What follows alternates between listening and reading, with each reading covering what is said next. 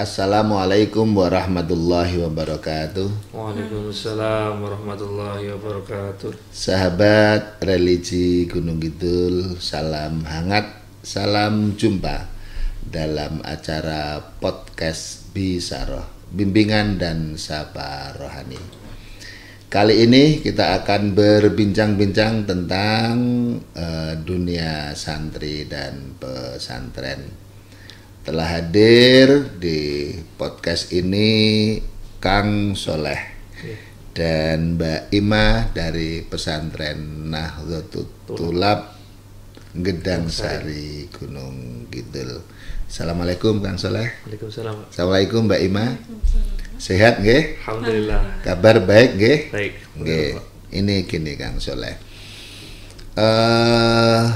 Jenengan kan nyantri di Nahdlatul Thulab. Niku yang mendorong jenengan nyantri itu sinten? Jenengan kiamba atau karena orang tua? Selain dorongan orang tua, Pak, karena sebagai orang tua alhamdulillah sebagai seorang santri, dorongan orang tua, dan juga ada sedikit keinginan dari diri sendiri ingin memperdalam ilmu agama lebih mendalam. Jadi disarankan mondok di situ gitu. Selain jadi juga figur pengasuh yang menurut orang tua kami niku nggih sangat mumpuni. Nggih. Nek jenengan Mbak Ima, keinginan nyantri itu muncul dari siapa? Diri sendiri dan dorongan orang tua. Oh, apa yang bikin kemudian jenengan tuh pengen nyantri? Karena kelihatan asik.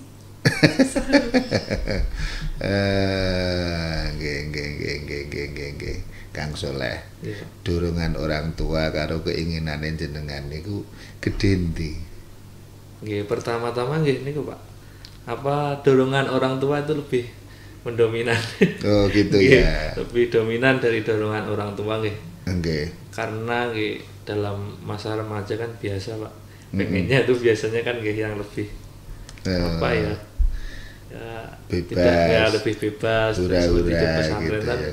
Tapi kembali lagi kan karena basic dari orang tua kan alhamdulillah seorang santri. Masa iya anaknya kan nggak ngaji kan nggak lucu, Pak. Kemudian ini ketika jenengan akhirnya masuk di suasana pesantren, itu hal apa yang pertama jenengan rasakan ketika awal-awal memasuki dunia santri pesantren?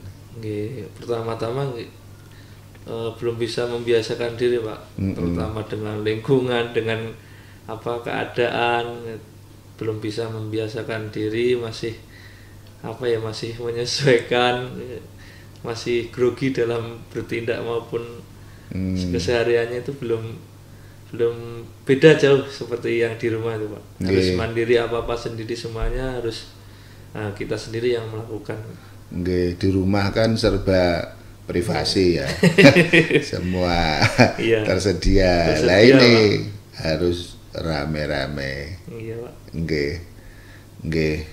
Mbak Ima, kaget mboten dari suasana rumah kemudian memasuki suasana pesantren? Nggih, pertamanya nggih kaget. Bahkan sempat nggak betah gitu. Jadi, tapi lama kelamaan karena kebiasaan jadi ya. Yang bikin kaget tuh apanya? Apakah kemudian rame-ramenya? Kegiatannya mungkin. Oh, puadat gitu ya. Padat. Bahkan kurang tidur gitu ya. Mungkin. Makanan ya seadanya gitu, tidak bisa protes gitu ya, sudah yang diberikan itu. Nggih. Ya. Kang Soleh. Punya pengalaman lucu gitu, menarik selama nyantri gitu? Banyak, Pak, itu. Nggih, napa niku bisa dibagi? Misalkan kalau pengalaman lucunya kan ya biasanya kan namanya santri baru itu penyesuaiannya kan agak Nggih. agak lama tuh Pak, agak lama. Misalkan kita dalam mandi misalkan kita harus cepet-cepet, harus menyesuaikan dengan teman-teman, pakaian dan lainnya sering tertukar itu pertama-tama membuat kita kaget itu.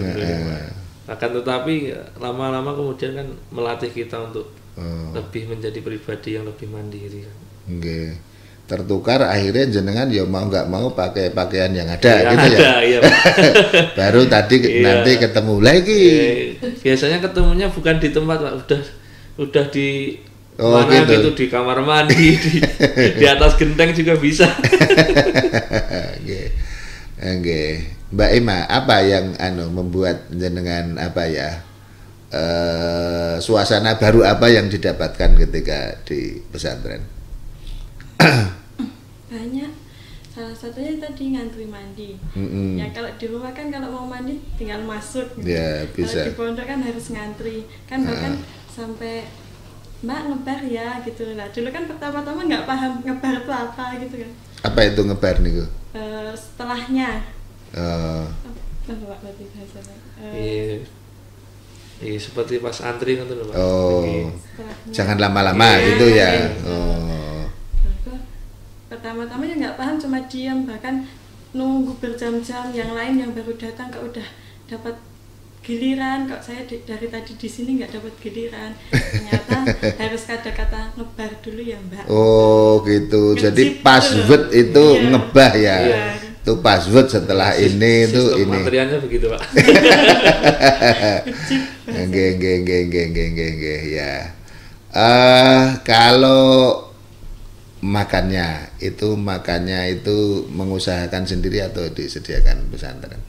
Sementara karena kita Pak, dari pesantren itu masih bisa mengatasi, ya kita sementara dari pesantren. Oh gitu ya. Nggih, ya.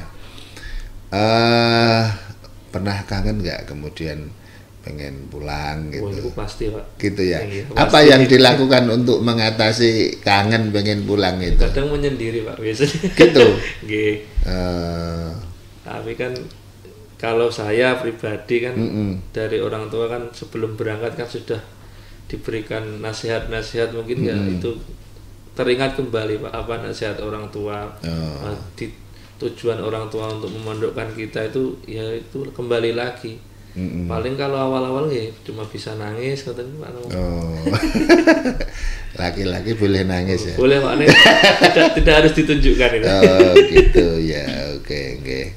Pernah kehabisan sangu gitu? Sering Pak.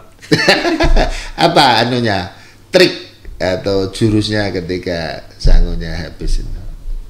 Ya kan pertama-tama mondok itu kan belum bisa mengatur keuangan. Namanya juga santri baru tuh Pak. Apa-apa dulu dilayani orang tua, diberikan orang tua. Jadi kita diberikan uang itu belum bisa untuk mengatur itu untuk keperluan ini, keperluan itu. Jadi kan habis belum jatuh tempo dikirimi lagi sudah habis. Ya, biasanya ya kepepetnya paling pinjam teman gitu. Pinjam teman, nggih berarti santri kentekan sangu diopeni konco-koncone gitu. Pernah hal yang sama kehabisan sangu gitu? Kalau untuk mondok yang sekarang enggak, soalnya setiap hari ketemu. Karena dekat dengan rumah ya, oke, memang ya beda ya. Artinya dekat dengan rumah dengan yang jauh itu. Kang Soleh cita-citanya jadi apa Kang Soleh? Ya, kalau dulu kecil ya banyak Pak cita-citanya, kalau sekarang sudah. Dulu apa saja yang pengen jadi pilot itu? Buatan Pak pilot. Ya yang pertama gitu Pak, bisa sukses itu membanggakan orang tua itu cita-cita yang paling utama. Tapi kemudian untuk orang tua kan kita juga memikirkan keinginan orang tua. Keinginan orang tua pengen anaknya mondok ya diusahakan kita sukses dengan apa yang diharapkan orang tua. Begitu saja untuk saya pemikiran dewasa ini kan begitu Pak. Dulu ya pas awal mondok kok begini, mondok begini, kok tidak sesuai dengan cita-cita yang saya inginkan ya itu kembali lagi dewasa ini setelah mengalami beberapa tahun di pondok, akhirnya bisa berpikir, keinginannya tetap membanggakan orang tua dengan menjadi santri yang seperti harapan orang tua gitu aja. Santri yang soleh sesuai namanya. Amin, gitu. amin. Ini karena jenengan sudah menggeluti dunia pesantren, pesan apa panjenengan kepada ya kita orang-orang yang masih muda bisa wali agar tidak takut mondok itu tidak seseram yang mereka bayangkan, Kang Soleh? Ya, untuk adik-adik atau mungkin teman-teman dan juga para calon wali santri, harapan dan pesan dari kami yang sudah dikatakan mondok itu ya jangan takut. Apapun itu, kehidupan itu juga ada resikonya, Pak. Bagi kami tetap pilihan yang kami ambil sebagai seorang santri itu termasuk, kalau dalam ngaji dengan Pak Kiai itu termasuk jihad fisabilillah.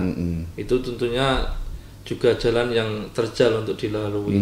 Jadi harapan ke depan untuk standar kesuksesan bagi kami kaum santri tidak harus semata-mata tentang duniawi, tapi juga tentang ukhrawi, bagaimana ke depan kita juga bisa membanggakan orang tua dengan cara itu tadi, dengan cara nyantri, dengan cara ngaji, dan fa insya Allah dengan ridho dari guru kita, ke depannya kita juga bisa menularkan ilmu-ilmu kita kepada masyarakat yang lainnya. Mbak Ima, bedanya remaja yang nyantri sama yang enggak nyantri napa we? Banyak. Mungkin salah satunya adab ya, Pak. Ada perilaku sopan santun sangat beda ya gitu. Kemudian kemandirian mungkin ya, artinya tadi itu sejak dini dilatih untuk mandiri. Kang Soleh bisa nambahi apa keunggulan santri sama yang keunggulan santri itu menurut saya, Pak, nanti kalau di masyarakat itu bisa kompeten di segala bidang. Iya, di segala medan bisa menyesuaikan. Ya, istilahnya bahasa kerasnya bisa tahan banting, Pak. Moto hidupnya Kang Soleh apa? Moto hidup saya menukil dari keinginan orang tua saya sejak dini itu bisa bermanfaat bagi orang lain. Mbak Ima punya prinsip atau moto hidup? Tetap semangat, terus buatan malu jadi orang aneh. Karena zaman sekarang kan kalau nggak ikut tren aneh. Harus berani beda gitu ya untuk menunjukkan jati diri. Oke, masih ada pesan-pesan yang pengen disampaikan? Ya, pesan-pesan mungkin untuk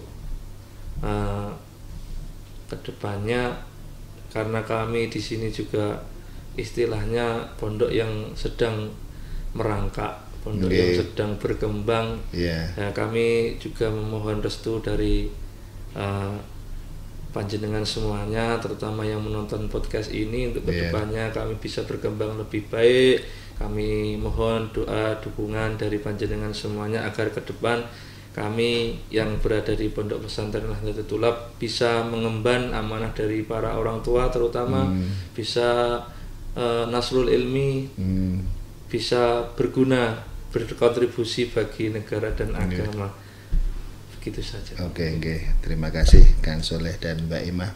Sahabat religi Gunung Kidul, demikian tadi bincang-bincang kita tentang santri dan dunia pesantren, dan kita bisa catat bahwa dunia pesantren dunia yang mengasihkan, bukan menakutkan, kemudian memberi kesempatan untuk berkembang secara penuh dan memiliki keunggulan diantaranya bidang akhlak dan kemandirian.